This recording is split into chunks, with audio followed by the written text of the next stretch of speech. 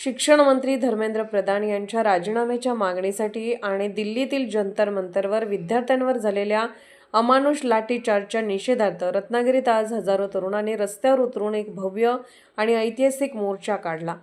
रत्नागिरीच्या इतिहासात पहिल्यांदाच इतक्या मोठ्या संख्येने तरुण आणि नागरिक एकत्र आल्याचे चित्र पाहायला मिळाले।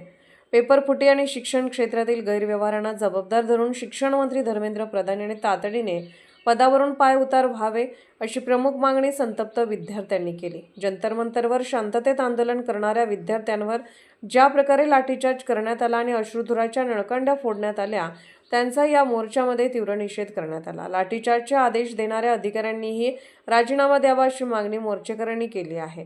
हा मोर्चा पूर्णपणे शांततापूर्ण होता। महात्मा गांधींच्या मार्गाने आणि संविधानाच्या चौकटीत राहून कोणताही आक्रमकपणा न दाखवता विद्यार्थ्यांनी आपले हक्क मागितले।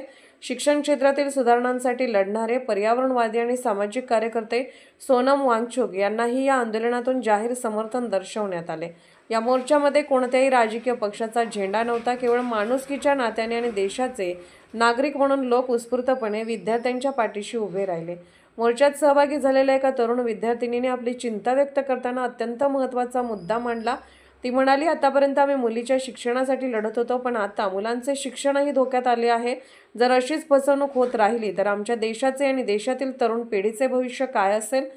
तरुणांच्या या आंदोलनाला वयोवृद्ध नागरिकांनी ही भक्कम साथ दिली आहे। एका ज्येष्ठ नागरिकाने सरकारवर ताशेरे ओढताना ही तरुण पिढी संविधानाला मानणारी आहे, ते शांततेने आपले हक्क मागत असताना यंत्रणेने त्यांच्यावर जो अत्याचार केला आहे त्याचा आम्ही धिक्कार करतो। जोपर्यंत शिक्षण मंत्री धर्मेंद्र प्रधान आणि लाठीचार्जचे आदेश देणारे अधिकारी राजीनामा देत नाहीत तोपर्यंत हा लढा असाच सुरू राहील असा खणखणीत इशारा आंदोलकांनी सरकारला दिला आहे।